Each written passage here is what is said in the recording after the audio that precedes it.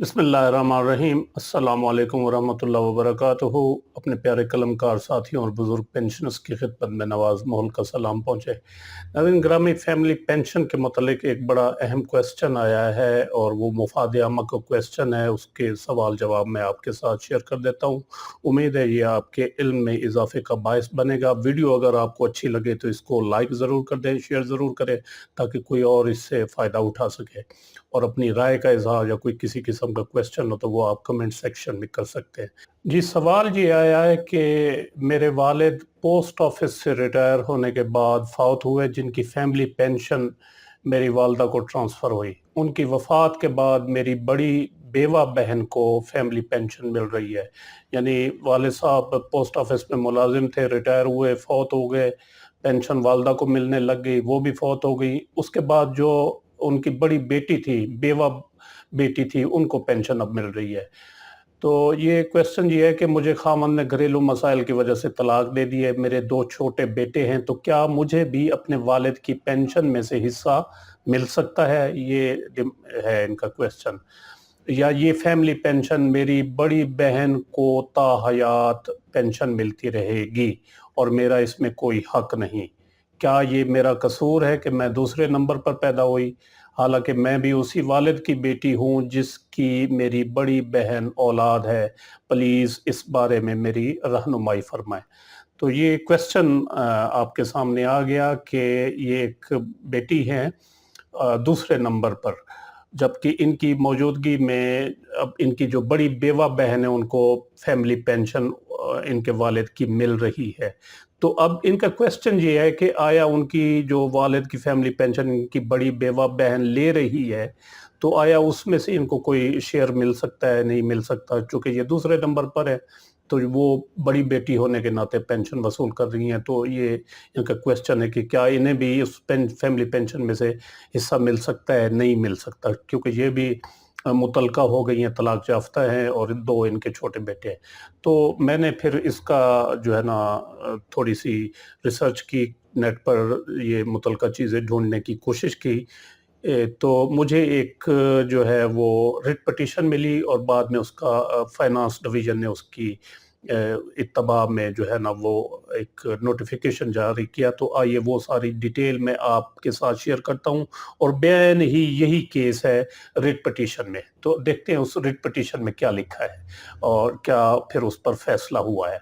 ये writ petition दायर हुई थी लाहौर हाई कोर्ट लाहौर में 69226 ऑफ 2017 में 69,226 इस रिट पिटीशन का नंबर है और टाइटल है Zakia Shaukat Rizvi versus controller military accounts etcetera.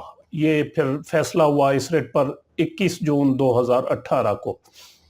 Shahid Jameel Khan साहब जज थे, उन्होंने ये फैसला किया और उन्होंने कहा कि rule 8283 of pension rules for civil servants family pension federal government which was introduced through office memo 1997 में ये civil servants family pension rules लागू हुए थे। तो उसके रूल 8 को चैलेंज किया गया था, जिसमें कहा गया था कि failing 1 and 2 to the eldest surviving unmarried daughter till her marriage, जिसमें कहा गया था कि इस रूल के जरिए कि जो बड़ी बेटी होगी गैर शादीशुदा, वो जब तक शादी नहीं कर लेती तो वो पेंशन लेती रहेगी। Eldest surviving unmarried daughter, if the eldest daughter marries और dies the next eldest till her marriage, अगर वो शादी कर लेती है या फौत हो जाती है तो फिर उसके बाद जो दूसरा नंबर होगा उसको मिलेगी।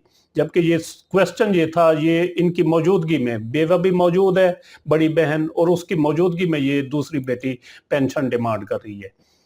जो क्वेश्चन आया था, तो ये रिट पिटीशन भी तकरीबन उसी किस्म की है। तो the petitioner being second and unmarried daughter, ये दूसरी बेटी थी, ये जो है ज़किया शौकत रिजवी, इन्होंने ये फिर रिट पिटीशन दायर कर दी कि मेरा भी हक है, और उन्होंने इस रूल 8 को चैलेंज कर दिया। ठीक है, और उन्होंने कहा कि ये article 25 of the constitution of Islamic Republic of Pakistan 1973 یہ اس کے خلاف ہے۔ پھر اس میں دلائل ہوئے جو پٹیشنر کی جانب سے وہ بھی دلائل دیے گئے، اور اس کے بعد ڈپٹی اٹارنی جنرل انہوں نے بھی جو ہے وہ دلائل دیے۔ بہرحال اینڈ میں جا کر in view of the amendment as noted in ابو office memorandum dated 19 June 2018 the discrimination is cured, یعنی ڈسکریمنیشن جو ہے وہ ختم کر دی گیا، and now pension shall be distributed equally amongst the surviving unmarried daughters, widowed daughters, divorced daughters till marriage, remarriage۔ اسی دوران یہ جو ہے نا 19/6/2018 کو یہ فیصلہ ہوا تھا اس ریٹ پٹیشن کا 21/6/18 کو، اور 19/6/18 کو گورنمنٹ آف پاکستان نے ایک نوٹیفیکیشن جاری کر دیا تھا۔ یہ نوٹیفیکیشن آپ کے سامنے ہے، further liberalization of liberalized pension rules for civil servants. اس میں یہ ہے کہ ترمیم کر دی انہوں نے کہا جی فیلنگ وڈو اور ہسبینڈ ایز دا کیس میں be the pension shall be divided equal among the surviving sons not above 21 years and unmarried daughters, widowed daughters, divorced daughters till marriage, remarriage۔ اس میں پھر یہ اس لیٹر کے ذریعے ترمیم کر دی گئی فائنانس ڈویژن نے۔ جو پہلے رول تھا کہ ایلڈسٹ جو سروائیونگ ڈاٹر تھی اس کو پینشن ملتی تھی اگر اس کی شادی ہو جائے یا وہ فوت ہو جائے تو اس کے بعد دوسرے نمبر کو، لیکن 19 جون 2018 کو انہوں نے اس قانون میں ترمیم کر دی، اور انہوں نے کہا کہ جو سروائیونگ سنس ہوں گے جن کی عمر 21 سال سے زیادہ نہیں ہوگی ان میں پینشن برابر تقسیم ہوگی، اور جو ان میرڈ ڈاٹرز ہوں گی، غیر شادی شدہ بیٹیاں ہوں گی، بیوہ بیٹیاں ہوں گی، مطلقہ بیٹیاں ہوں گی، ان میں بھی پینشن برابر میں تقسیم ہوگی ٹل میرج اور ری میرج، یعنی شادی کر لیتی ہیں یا دوبارہ شادی کر لیتی ہیں۔ تو یہ میرے خیال میں اب معاملہ کلیئر ہو گیا ہوگا۔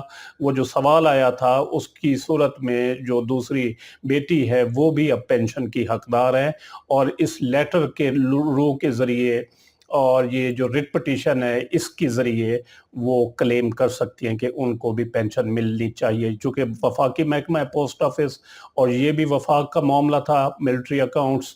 تو یہ میں نے آپ کے سامنے چیزیں رکھ دی ہیں۔ امید ہے ویڈیو آپ کو پسند آئی ہوگی، جسے لائک اور شیئر ضرور کریں، اور اپنی رائے کا اظہار کمنٹ سیکشن میں ضرور کریں۔